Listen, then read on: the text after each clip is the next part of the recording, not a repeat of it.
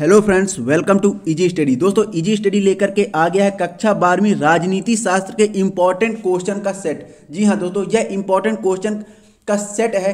Real question paper जैसे ही हमारे पास आता है तो सबसे पहले आप तक पहुंचे, इसलिए आप लोग चैनल को सब्सक्राइब कर लीजिए, बेल आइकन की घंटी दबा दीजिए और आप हमारे टेलीग्राम चैनल को ज्वाइन कर सकते हैं, क्योंकि सबसे पहले सबसे छोटी और सबसे बड़ी नोटिफिकेशन आपको वहां टेलीग्राम पे मिलेगी। साथ ही हर वीडियो के आपको पीडीएफ प्लस आंसर सॉल्यूशन उसके आपको टेलीग्राम पे मिलेंगे, तो आप लोग टेलीग्राम ज्वाइन कर सकते हैं। यह वीडियो दोस्तों खास तौर से उन विद्यार्थियों के लिए बनाया गया है जिनके पास पढ़ने का कोई साधन है नहीं, कहने का मतलब उनके पास बुक वगैरह नहीं है, क्योंकि इस वर्ष बहुत ज़्यादा बुक भी प्रोवाइड नहीं करवा पा रही है गवर्नमेंट। तो इसलिए उन सभी विद्यार्थियों के लिए यह वीडियो बनाया गया है जिनके पास पढ़ने का साधन नहीं। तो चलिए शुरू करते हैं दोस्तों। लेकिन मैं आपको बता दूं, जैसे ही रियल क्वेश्चन पेपर मिलता है तो सबसे पहले आपको प्रोवाइड करवाया जाएगा। तो चलिए शुरू करते हैं। पहला क्वेश्चन है, निम्नलिखित में कौन एक सैनिक शक्ति नहीं है? तो इसका राइट आंसर है दोस्तों ईसी एक सैनिक शक्ति नहीं है। सेकंड क्वेश्चन है, ऑपरेशन डेजर्ट स्टॉर्म निम्नलिखित में से किससे संबंधित था? तो इसका राइट आंसर है प्रथम खाड़ी युद्ध से संबंधित था। थर्ड क्वेश्चन है, निम्नलिखित में से किस दक्षिण एशियाई देश ने सबसे पहले अर्थव्यवस्था का उदारीकरण किया? तो इसका राइट आंसर है श्रीलंका। आगे बढ़ते हैं। अगला क्वेश्चन है दोस्तों, पर्यावरण संबंधी मामलों ने किस दशक में राजनीतिक मुद्दों का स्वरूप धारण किया? तो इसका राइट आंसर है 1960 के दशक में। अगला क्वेश्चन है, निम्नलिखित में किसे लौह पुरुष के रूप में जाना जाता है? तो सरदार वल्लभ भाई पटेल को लौह पुरुष के नाम पे जाना जाता है। भारतीय विदेश नीति का मुख्य लक्ष्य क्या है? तो इस सभी लक्ष्य जो है भारतीय विदेश नीति के मुख्य लक्ष्य, इसलिए इसका राइट आंसर होगा उपयुक्त सभी लक्ष्य। आपको बता दें, इसमें हम सिर्फ इंपॉर्टेंट ऑब्जेक्टिव के बारे में डिस्कस कर रहे हैं। जैसे ही रियल क्वेश्चन पेपर मिलता है तो सबसे पहले आपको ही बताया जाएगा। बस आप चैनल को सब्सक्राइब कीजिए और टेलीग्राम को ज्वाइन कीजिए। अब यहाँ पे खाली स्थान है दोस्तों। पहला क्वेश्चन है, चीन ने 1972 में डैश डैश के साथ दो तरफा संबंध शुरू करके अपना एकांतवास समाप्त किया? तो इसका राइट आंसर है अमेरिका के साथ दो तरफा संबंध शुरू करके। अगला क्वेश्चन है, भारत संयुक्त राष्ट्र संघ का डैश डैश सदस्य है? तो इसका राइट आंसर है दोस्तों प्रारंभिक सदस्य, संयुक्त राष्ट्र संघ का प्रारंभिक सदस्य। अगला क्वेश्चन है, विषैली गैसों के विसर्जन से कौन सा प्रदूषण होता है? तो आप सबको पता है वायु प्रदूषण होता है। अगला प्रश्न है, प्रथम आम चुनाव में डैश डैश पार्टी दूसरे स्थान पर रही? तो इसका राइट आंसर है कम्युनिस्ट पार्टी दूसरे स्थान पर रही। आंसर आपके यहाँ पे दिए हुए हैं, बताने की जरूरत है नहीं, आप लोग देख लीजिए, स्क्रीनशॉट कर लीजिए, नहीं तो टेलीग्राम पे आपको इस पूरे वीडियो की पीडीएफ, इंपॉर्टेंट ऑब्जेक्टिव की पीडीएफ आपको टेलीग्राम पे प्रोवाइड करवा दी जाएगी। इसी प्रकार से सही जोड़ी दी हुई दोस्तों। तो आइए सही जोड़ी का अपन मिलान कर देते हैं। पहला है, शीत युद्ध की शुरुआत कब हुई थी? तो शीत युद्ध की शुरुआत 1945 में हुई थी। अगला क्वेश्चन है, आसियान की स्थापना? तो आसियान की स्थापना 28 जुलाई 1979 से 14 जनवरी 1980 के बीच आसियान की स्थापना हुई थी। थर्ड है, अंतर्राष्ट्रीय न्यायालय का मुख्यालय कहाँ है? तो अंतर्राष्ट्रीय न्यायालय का मुख्यालय हेंग नीदरलैंड में है। अगला क्वेश्चन है, नव उदारवादी वैश्वीकरण का विरोध? तो इसका राइट आंसर है क्या है इसका right answer? World social forum. उसके बाद अगला क्वेश्चन, जनसंघ का चुनाव चिन्ह? तो इसका राइट आंसर है दीपक। जनसंघ का चुनाव चिन्ह क्या था? दीपक था। अगला, अब इसका तो ये सीधा ही सीधा रह जाएगा। उसके बाद आगे बढ़ते हैं दोस्तों, देखते हैं प्रत्येक का एक शब्द या एक वाक्य में उत्तर। तो आप लोग देख लीजिए, पूरे क्वेश्चन है, आंसर मैं अभी बता देता हूं, आंसर बता दूंगा, आप लोग देख लीजिए। पहला है, 150 किलोमीटर से भी अधिक लंबी बर्लिन की दीवार कब बनाई गई थी? तो 1961 में बनाई गई थी। कब? 1961 में। सेकंड है, आसियान का मुख्यालय कहाँ है? तो जकार्ता, जी है, इंडोनेशिया में है। थर्ड का आंसर होगा अप्रवासी। अपनी इच्छा से स्वदेश छोड़ने वाले लोगों को क्या कहते हैं? अप्रवासी कहते हैं। उसके बाद दोस्तों अगला क्वेश्चन है, योजना आयोग एवं राष्ट्रीय विकास परिषद की समाप्ति कब हुई? तो 1 जनवरी 2015 में इसकी समाप्ति हुई।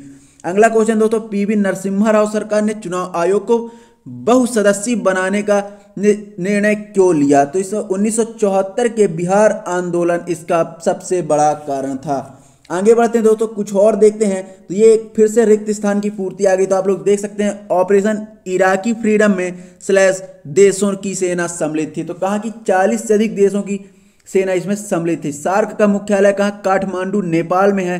थर्ड क्वेश्चन है, ओजोन परत में छिद्र के कारण पृथ्वी का तापमान बढ़ रहा है। अगला क्वेश्चन है, भारत में वैश्वीकरण का विरोध दक्षिण पंथियों द्वारा किया जा रहा है। इस प्रकार से आप लोग इसके पूरे आंसर देख सकते हैं। इसीलिए क्वेश्चन आंसर दोनों आपको प्रोवाइड कराए जा रहे हैं, क्योंकि यह कोई रियल पेपर नहीं, सिर्फ आपके इंपॉर्टेंट ऑब्जेक्टिव बताए जा रहे हैं। जैसे ही रियल पेपर आएगा तो सबसे पहले आपको नोटिफिकेशन मिलेगी। तो आप लोग चैनल को सब्सक्राइब कर लीजिए और टेलीग्राम ज्वाइन कर लीजिए, लिंक डिस्क्रिप्शन पर दी हुई है। उसी प्रकार से सही जोड़ी है मैच द फॉलोइंग, इसको आपको मैच करना है। पहला है क्यूबा मिसाइल संकट कब आया था, तो 1962 में आया था। द कोर्ट ऑफ जस्टिस, ये है भारतीय कम्युनिस्ट पार्टी। संयुक्त राष्ट्र संघ का संविधान कब लागू हुआ, तो कब चार्टर संविधान है। संयुक्त राष्ट्र का संविधान को क्या कहते हैं, चार्टर संविधान कहते हैं। विश्व ओजोन दिवस कब मनाया जाता है, तो 16 दिसंबर को विश्व ओजोन दिवस मनाया जाता है। S.A. डांगे क्या है, भारतीय कम्युनिस्ट पार्टी के मेंबर थे। 14 बैंकों का राष्ट्रीयकरण कब हुआ, 1969 में 14 बैंकों का राष्ट्रीयकरण हुआ। तो ये आपकी मैच द फॉलोइंग थे। उसके बाद फिर से आते हैं प्रत्येक का एक शब्द वाक्य में उत्तर। तो देख लीजिए, पहला है रूसी सांसद ने सोवियत संघ से अपनी स्वतंत्रता कब घोषित की थी, तो 1990 में की थी। उसके बाद सेकंड है यूरोपियन यूनियन की संसद में कुल कितने सदस्य थे, तो 551 सदस्य थे। संयुक्त राष्ट्र संघ की सुरक्षा परिषद के स्थायी सदस्यों की संख्या कितनी है, तो 5 है। किसका अभिप्राय युद्ध की आशंका को रोकना है, तो किसका है, अपरोध का। किसका है, अपरोध का। 5वां है दोस्तों, भारत विभाजन के दौरान बोआ खाली स्थान क्यों चर्चित रहा था, तो क्यों चर्चित रहा था, सांप्रदायिक दंगों की वजह से। अगला क्वेश्चन है अखिल भारतीय कांग्रेस समिति ने अपने विदेश विभाग की स्थापना किस वर्ष की थी, तो कब की थी, आपातकाल के समय की थी। आगे बढ़ते हैं, अब फिर से कुछ सही विकल्प, इंपॉर्टेंट सही विकल्प आ गए, आप लोग इनको भी देख लीजिए। पहला, यूरोपियन संघ के झंडे में कितने स्टार हैं, तो कितने स्टार हैं दोस्तों, 12 स्टार हैं। तो इसका राइट आंसर है 12 स्टार हैं। उसके बाद अगला है निम्नांकित, क्या निम्नांकित में पारंपरिक सुरक्षा, निम्नांकित में पारंपरिक सुरक्षा नीति का तत्व है। इसका राइट आंसर है उक्त सभी। जी हाँ, सामूहिक सुरक्षा, गठबंधन बनाना, शक्ति का संतुलन, सभी है। अगला क्वेश्चन है कांग्रेस के संस्थापक कौन थे, तो इसका राइट आंसर है A.O. ह्यूम। कांग्रेस के संस्थापक कौन थे, A.O. ह्यूम थे। उसके बाद श्रीमती इंदिरा गांधी ने भारत में आपातकाल की घोषणा कब की थी, तो 25 जून 1975 में। जी हाँ, 25 जून 1975 में श्रीमती इंदिरा गांधी ने भारत में आपातकाल की घोषणा की थी।